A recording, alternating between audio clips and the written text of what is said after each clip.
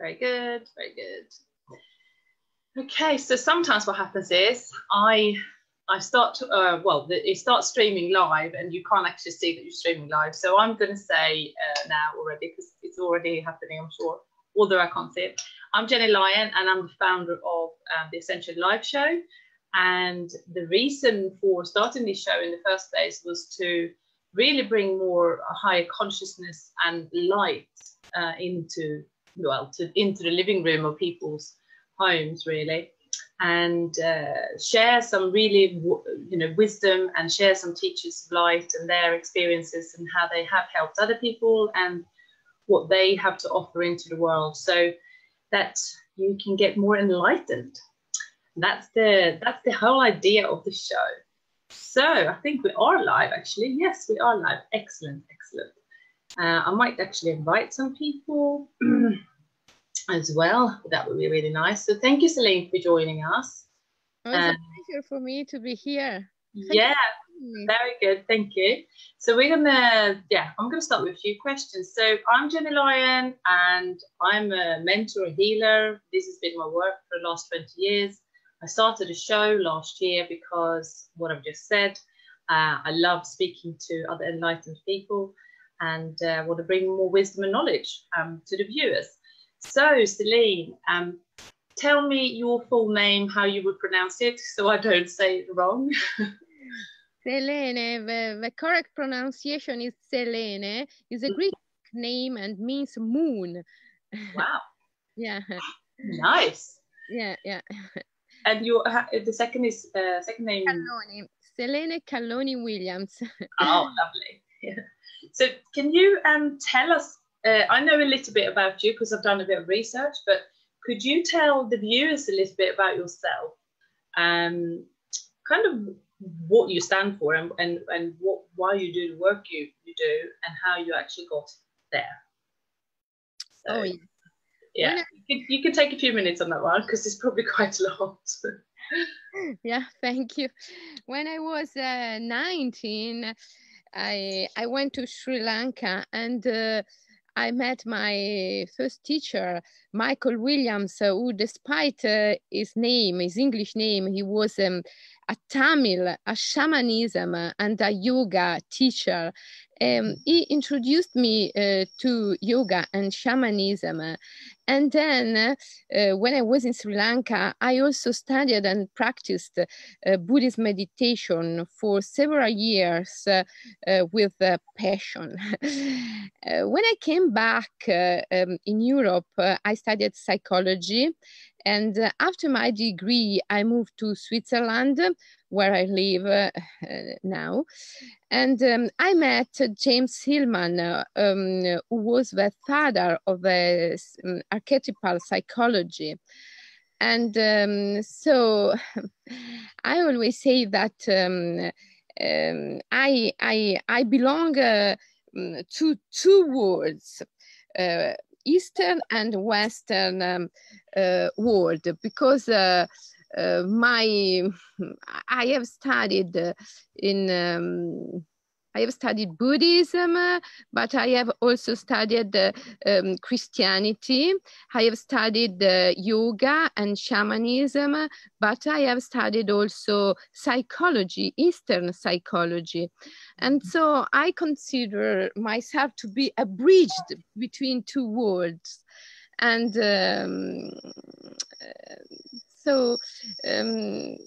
now in the last 10 years, I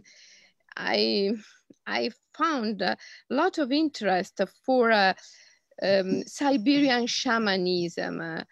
And this is why in the last 10 years, I traveled a lot in Russia, in Siberia, and also in Mongolia. And I wrote 2 books about Siberian shamanism, which have been published here in Europe in Italian and in French. And they had a lot of success here. So my only book published in US is the Mother Mantra, the Shamanic Yoga of non-duality. And this brings back me to the beginnings when I was in Sri Lanka and I studied Buddhism and shamanism and yoga, because the Mother Mantra is the core of a shamanic yoga path, and it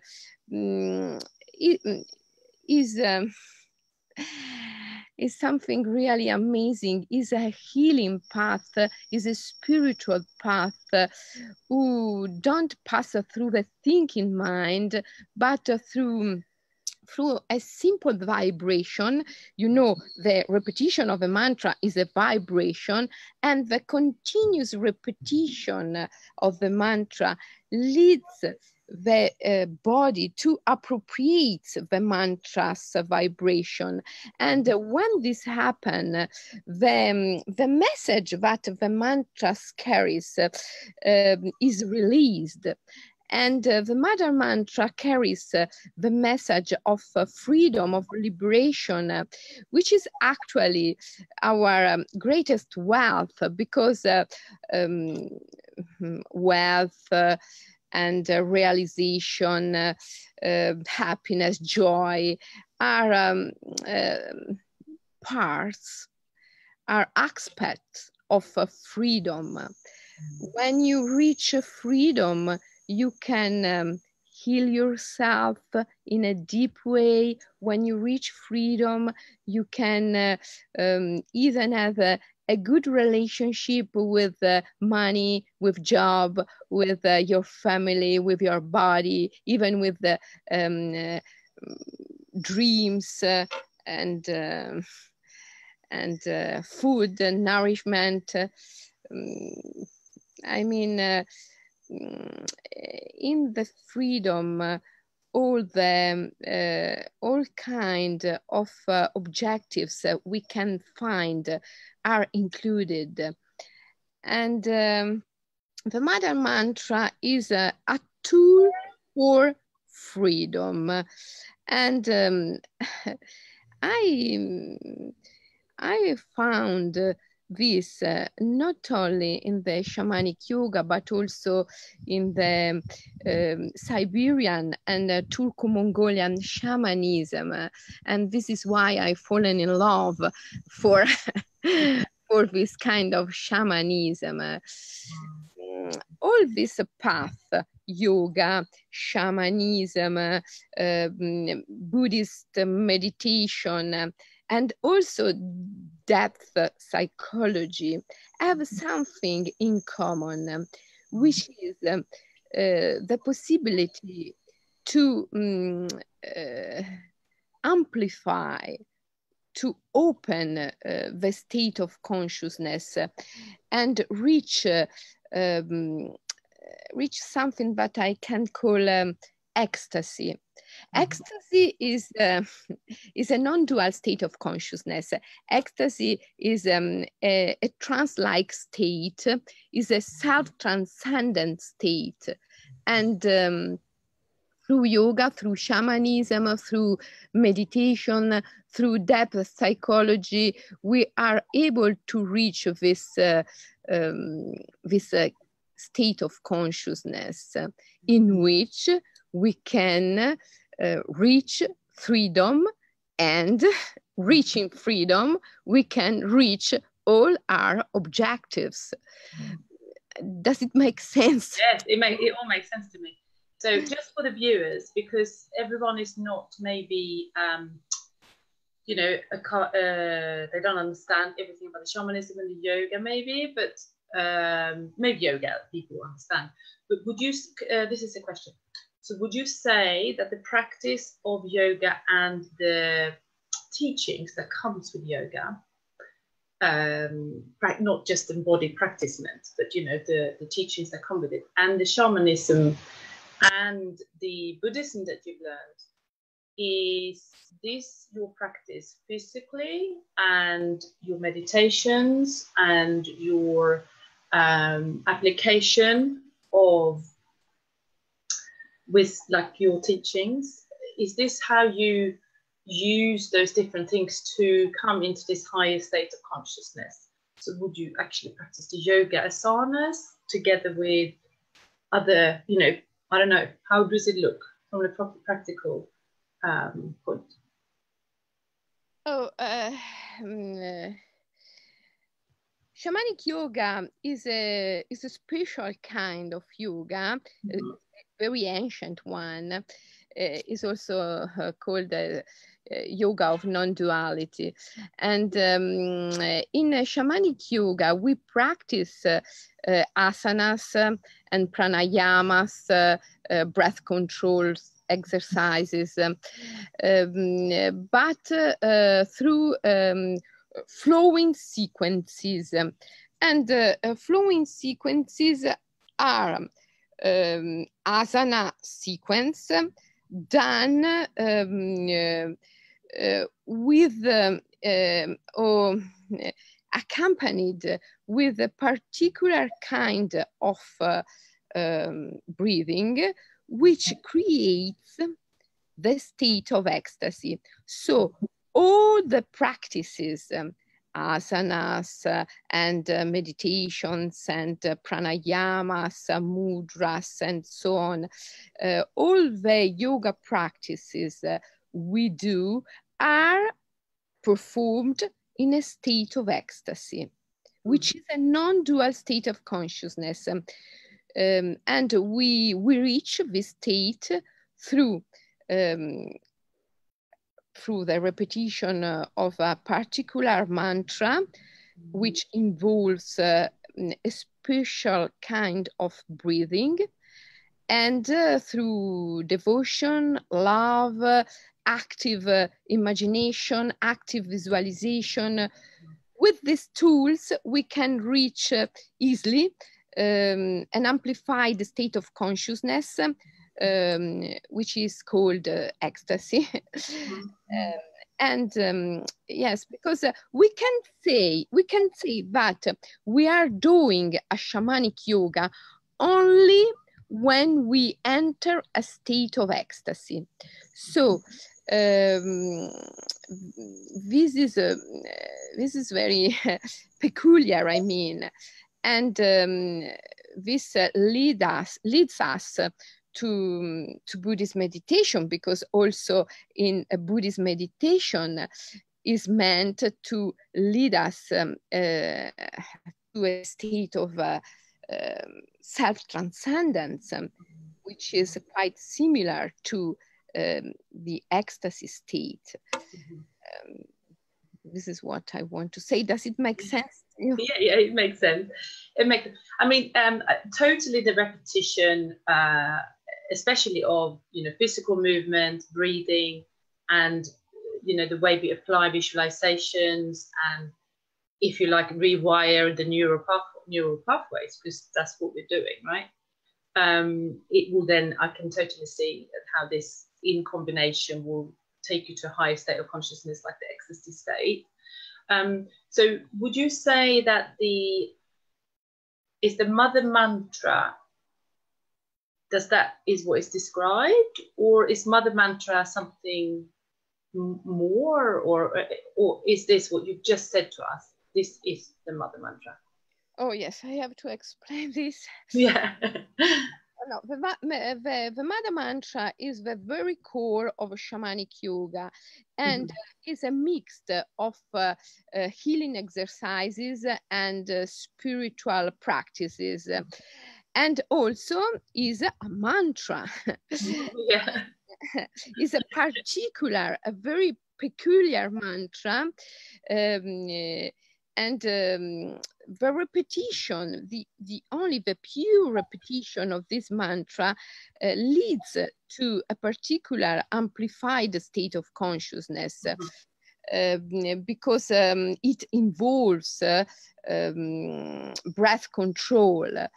And through breath control and through the repetition of the mantra, we lead this state of, this amplified state of consciousness. And all the healing exercises and spiritual practices are done in this particular state of consciousness. So with the mantra as well, do we actually with words repeat certain sentences as well as the breath work? Yes. So there's specific mantras that we repeat, you know, in this. So is there many different ones, or is there a particular one you use? No, only one. Only one that we use, and it is a very strong vibration, and yes. Would it be at some point in this interview be appropriate to share the Mother Mantra, or do you have to be in a specific state to receive this? Yes, no, I can't share the Mother Mantra through. That's what I was thinking. Maybe we need to be in a certain state to receive the Mother Mantra. Yes. Yeah, I thought so. That's why I asked. Be initiated. One should be initiated to the tradition before receiving the mantra. That would make sense, because it's obviously the very refined energy tool, you know, to create a higher state. Okay, brilliant. So when did you realize that you wanted to do the Mother Mantra? I mean, I know that you got led there by the different experiences and teachings and things that you've learned, but when did you went, this is it, the Mother Mantra, that's me? When did you realize? What happened? Being a psychologist, I realized that using shamanic yoga techniques, practices, and healing practices from the Mother Mantra traditions was much more useful than using traditional form of psychology. And so the results, you mean, with the patients or the clients were better? Yes, with my clients, because with myself, I had already had this experience, and I perfectly knew that with me, it works better. You and Mother Mantra works better for me. But I realized that was the same for my clients. And so since I realized that, I started to give myself to this experience and to this path completely. And now I only use for myself, and I only teach this kind of practices, shamanic yoga and Mother Mantra, exercising and healing practices. Very good, thank you. So would you be, I mean, I'm sure the list is long on this, but what would be some really powerful healings that would have happened that you have experience with the Mother Mantra? Yes, one result so you've had, because it's interesting, because people might be listening and thinking, how is this going to help me? You know, how can it help me from healing certain things? Yes, one kind of powerful healing is the mystical marriage. What the mystical marriage is? The mystical marriage is a ritual performed with the Mother Mantra and in a state of ecstasy, through which you can join your spiritual guide and reach a deep union with it. And so if one can live knowing the deep union with the guide spirit things such or emotions such as fear, insecurity, anger, guilt, guilty, little by little disappear completely, because you perceive that you are not alone in this world, and who is with you, the one who is with you, is really powerful. And so you become more you taking out, you coming out of your personality in a way, because you are looking at it from a different perspective, because you're no longer thinking it's just me for me. It's like, I am, connected on a higher state, in a higher plane in this way, and therefore these things don't seem to be like hard or important anymore. You let go. Is that how you can almost describe? Yes, exactly.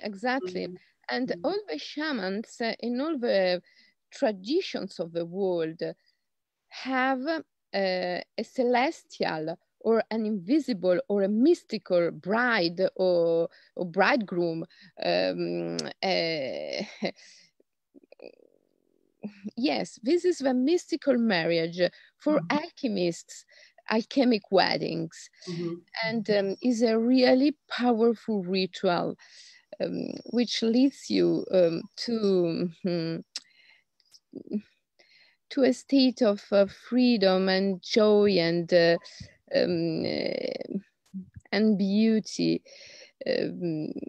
I mean, until you are not joined with the invisible, you are in need, always in need of something visible. You are in need of others.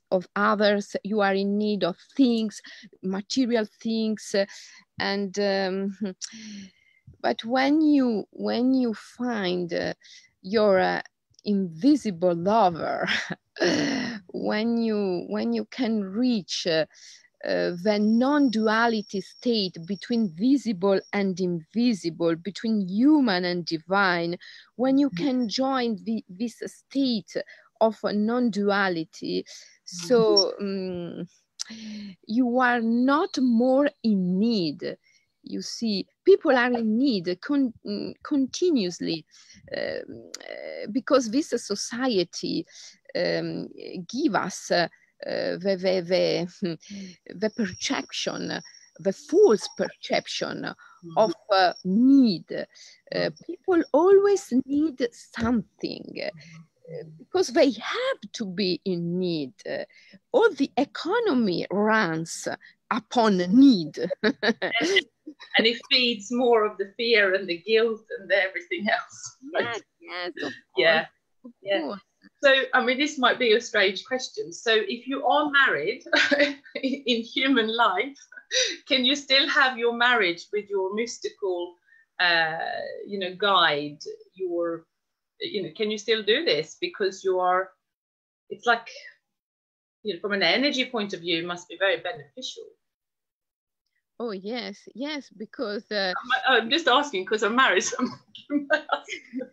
yes, me too. I'm married. I thought so, but I better say this, because in case people think, because I think it sounds wonderful. I think we have this person, this divine being, and I am sure I was even told I had somebody, he looks almost a little bit like me, but this was years ago, so I don't know if they change. But I had this shaman who drew this mystical spirit or mystical partner, or like this for me. And I was very attracted to this picture. So maybe that was what it was. Would you say so? Maybe. Yes, yes. The mystical marriage, having a mystical and invisible partner, is the best way to find also your soulmate in this world, in the material world.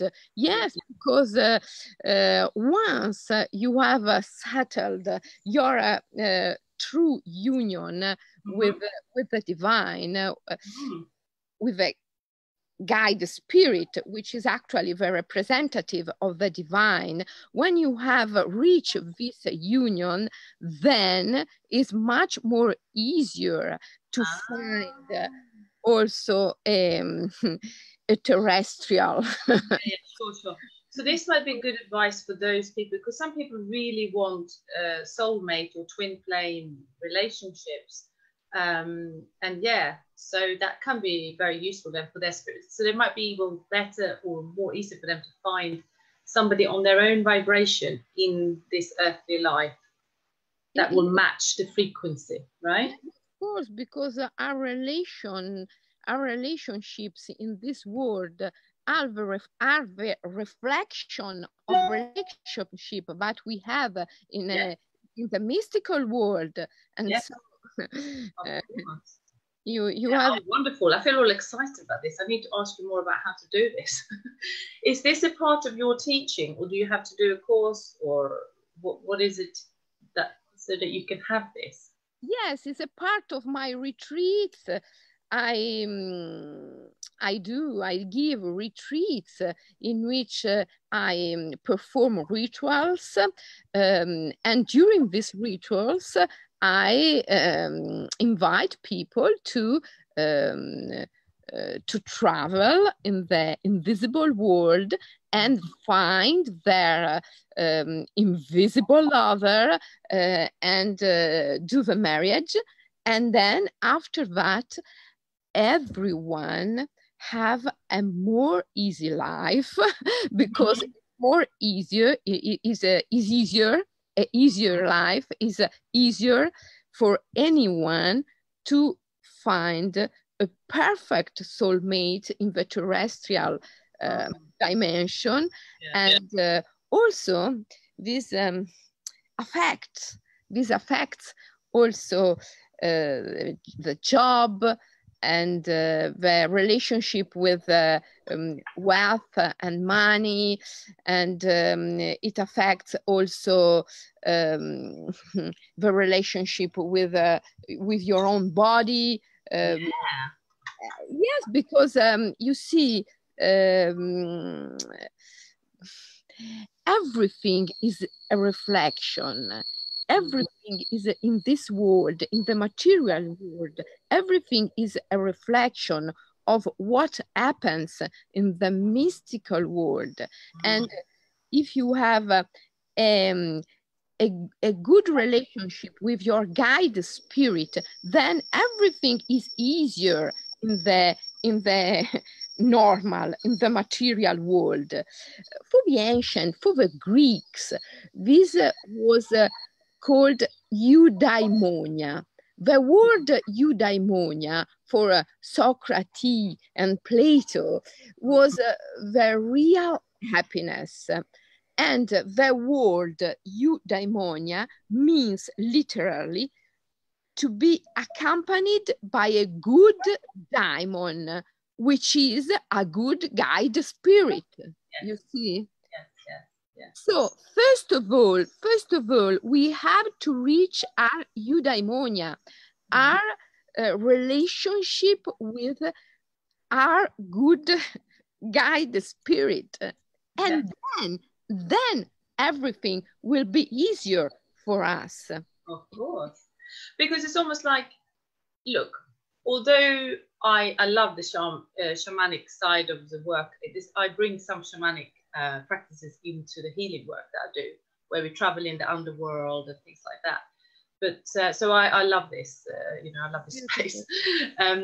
But what I was going to say was that when, now I think I said my mind now. Yes, no, when we connect in this way, especially the work that I do, I'm not always knowing I know who I'm listening to. I'm listening to my guides, but just generally, when you feel connected and supported in this way, life is like easy.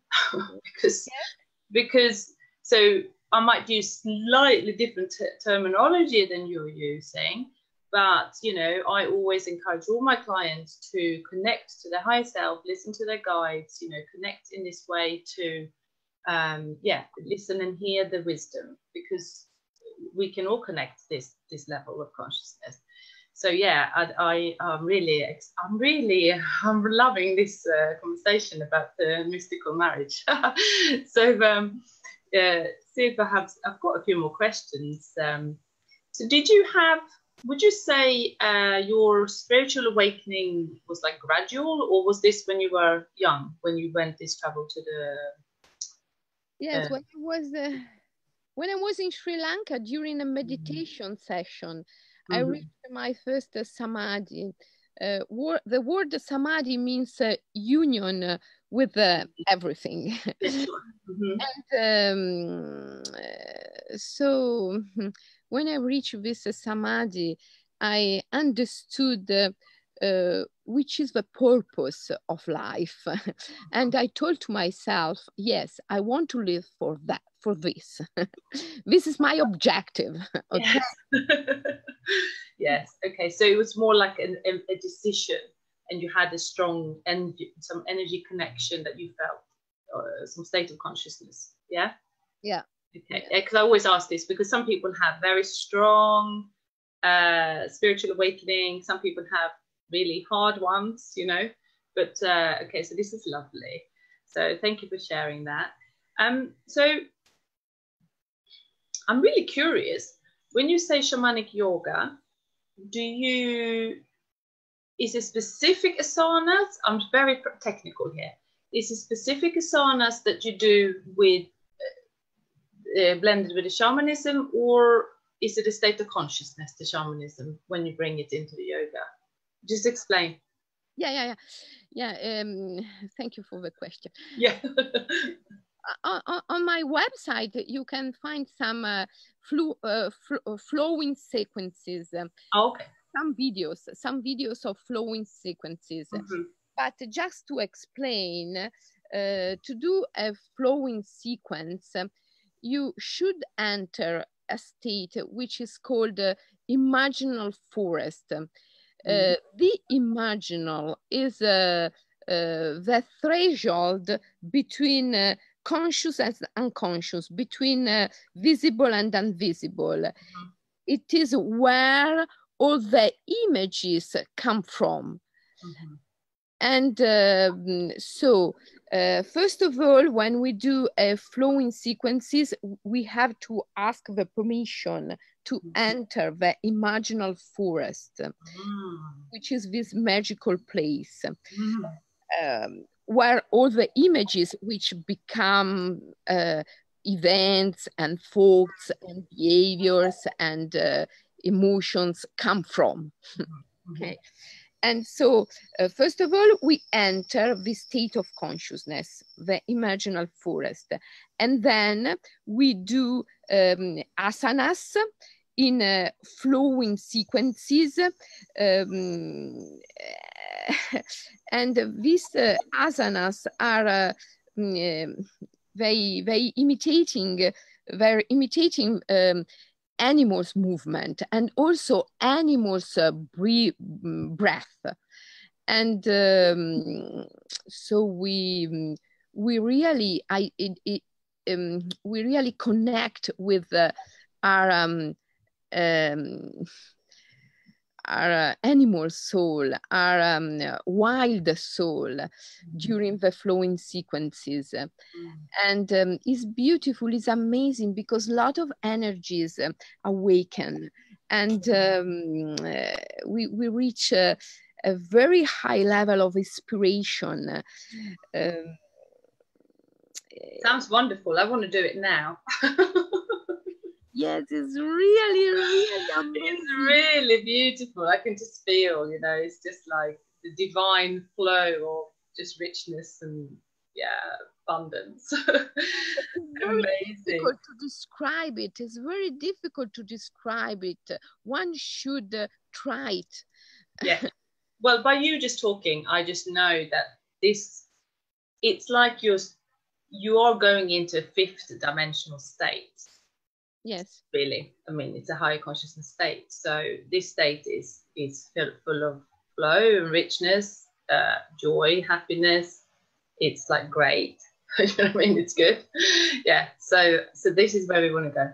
So I think, I mean, my next question, I think, is almost answering itself, but how do we attract more wealth, abundance, and money with the Mother Mantra?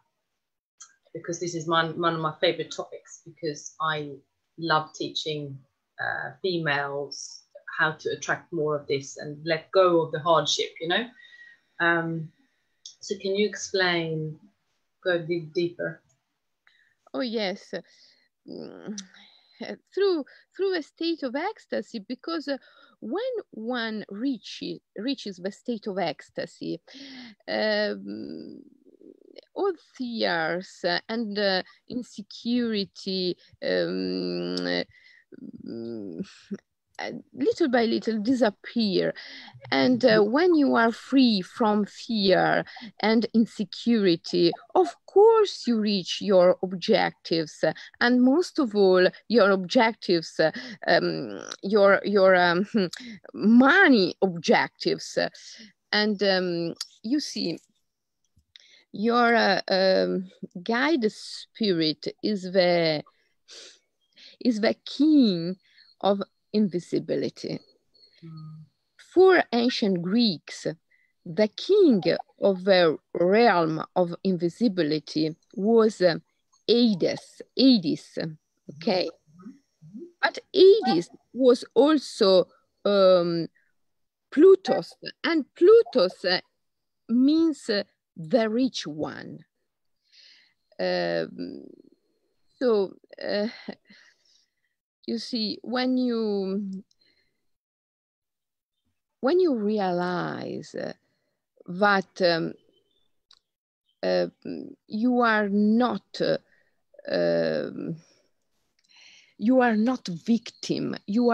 victim of events, but events are entities, God and goddesses, spirits. They are not mechanical. I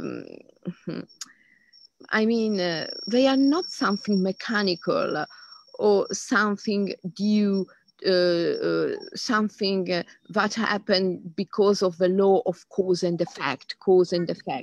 But events are entities, spirits, God and goddesses.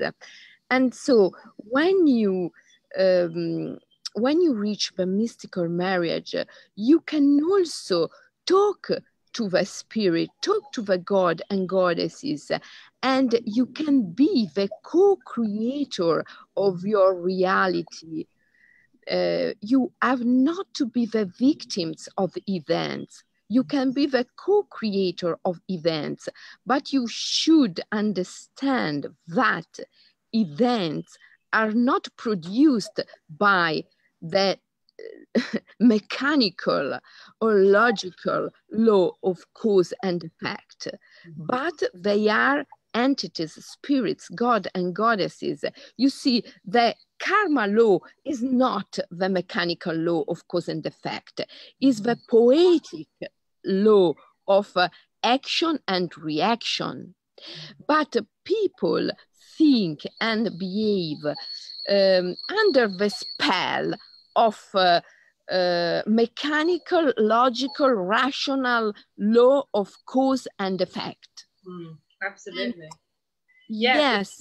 Because it's actually quite funny. I did a short Facebook Live inside my group today, and I was talking about how when things are happening to us, they're not happening to us. We've created that in a way because of the karma and the, you know, this is a reflection of what is in our path, and it's how we take responsibility over what's happening and how we react to it. So in other words, yes, I mean, absolutely, you know, I couldn't agree with you more. But so when you say the events, I understand the explanation around what you're saying with the spirits, the gods, and the goddesses as an explanation of the events.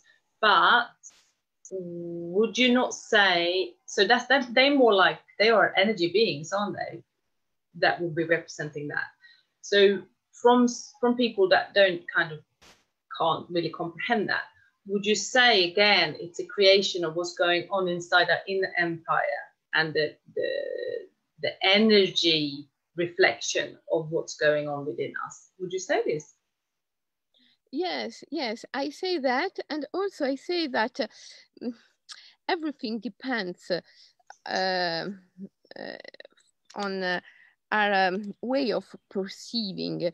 You see, if you see a scene, for instance, a sparrowhawk catching a mouse, you can see, wow, look at that sparrowhawk who catch the mouse. But the ancients, Homero, Plato, couldn't see that. They said the night, the goddess, the night, Nyx in Greek, came, and she wanted that the sparrowhawk and the mouse join together. What I want to say is that we are in the sense of I. We always act and think and behave from our sense of I. But in such a way we lose our companion. We always have an invisible companion who creates events with we create event. When we create event, we are not alone. This is what I want to say. Yes, of course, we create events, but when we create event, we are not alone. We are never alone. There is always someone which is invisible and which creates event together. Yes. It's not one. It's not one linear. It's like not one sort of injection of energy somewhere. It's lots of. It's like a matrix, right? Yes. Yeah. The creation is always done by two elements. One is visible and one is invisible.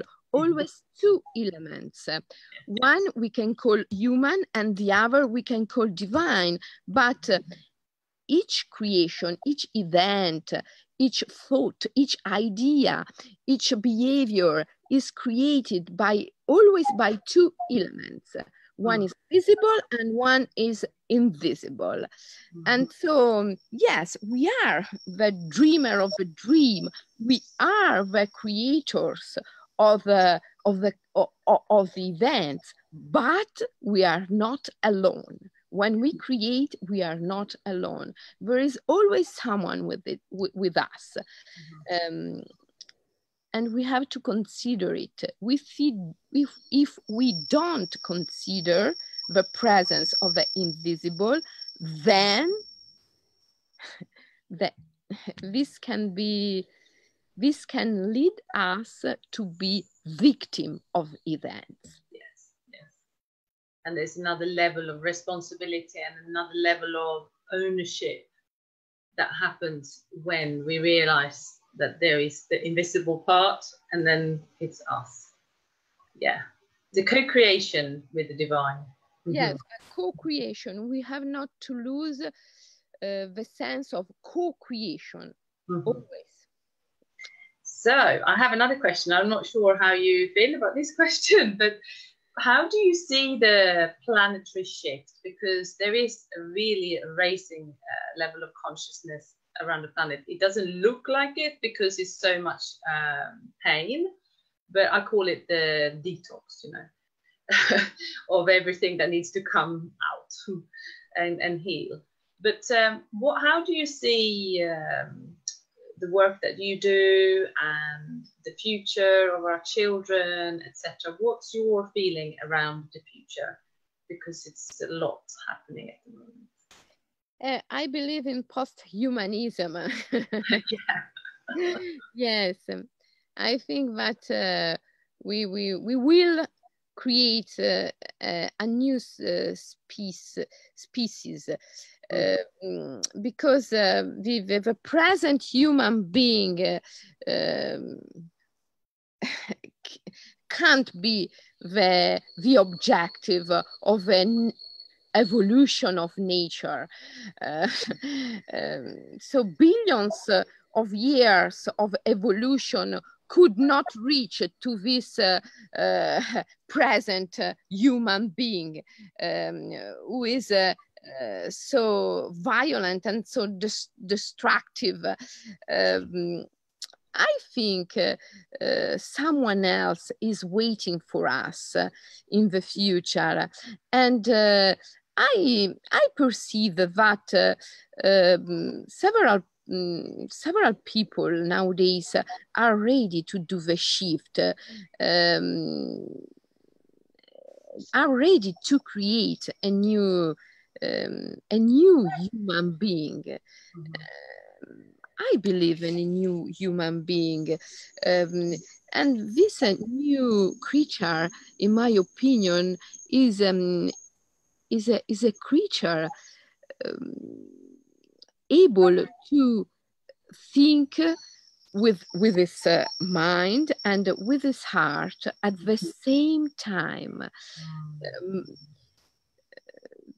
Thinking with the mind and with the heart at the same time means create a new mind, and a new mind creates a new human beings, because we are what we think, and all the world is in the eyes of the beholder. So if the beholder changes the perspective, then we can change the world. So I think in a new human being, in a new world, and I think is not far away. It's close by. It's close by. Well, the children that are coming in, my children are very conscious. They will, you know, correct me. And I'm pretty conscious, you know, do my work, but they still correct me. So I believe that the children coming in, you know, I am also really passionate about this, because as adults and as parents, even if you are a parent or not, we are responsible for the younger children, for the younger people. So we need to step up and show, this is how you do it. I'm really doing my best here, and I'm going to show you my best way, because you are going to take over. And I'm very passionate about this. So I always encourage everyone, you know, you need to step up. You need to take responsibility for your life. You know, you need to do these practices, and you need to learn more about yourself. So absolutely, because that's going to bring us a better generation to come. Yes. Well, yeah. Yeah. So I'm just going to see if we have any questions, because sometimes they pop up in the, I don't think on the Zoom so much. I'm going to look in the Facebook, because sometimes then people put the, let's see here. I need to just find the, oh, Kirsty, lovely. Hello, ladies. So Kirsty is my very good friend, who also is a yoga teacher, and she practices very deep spirituality. Hello, darling. See if there was any questions there. No, not yet. No questions yet. That's okay. So if you had one advice, like one sentence, if the whole world was listening now, what would you like to say? I mean, take your time. What would you like to say to them? I try not to judge, but include. Try to include other and experiences and everything. Not judge, but include. Not judge, not judge, but include. Yes. Not judge, but include. This is my advice. Try not to judge and try to include what you face, everything you face. So like open. Yes. You know, open heart, open mind. Because this is how we not judge and be open to include things, right? Yes, yes. Open and try to see everything as a reflection of yourself. I mean, this is the best way to include. Try to see others and things as your reflection.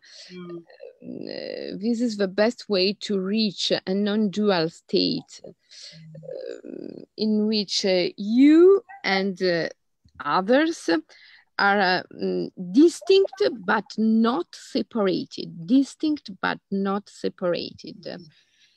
And yes, this is that's very good advice, because yes, oneness, but I like the distinct, because we are all one, but need to understand the distinctness. This is the flavor of each, you know, individual. Yeah. So could you just share, this is if people I think I put it in, I will put it in actually in the Facebook link, but could you share where people can find more about you? Oh yes, they can find more about me on my website, which is Selene Calloni Williams.com, and on my Facebook page. I will be in the US in October for the SAND conference in San Jose. There is a great, huge conference. The SAND, Science and Non-Duality. I will be there. And then I'll be in Seattle the 1st and the 2nd of November for a seminar about archetypal psychology and shamanic yoga. And so if you want to know more about me, of course, you can read my book, The Mother Mantra, The Ancient Shamanic Yoga of Non-Duality, which is published in US by Inner Traditions. You can see flowing sequences, videos on my website, and try to do flowing sequences. I'm going to try those. I missed the videos. I was reading, you know, a little bit on each page and understanding, you know, what your work is, but I missed the videos. I'm going to look for those. Yeah. And, if you want to meet me, I'm in San Jose at the end of October for the SAND, and in Seattle the 1st and the 2nd of November. Yes. So if people, I'm personally not going to be in America at that time. I'm in the UK, but if many of my clients are in America, so yeah.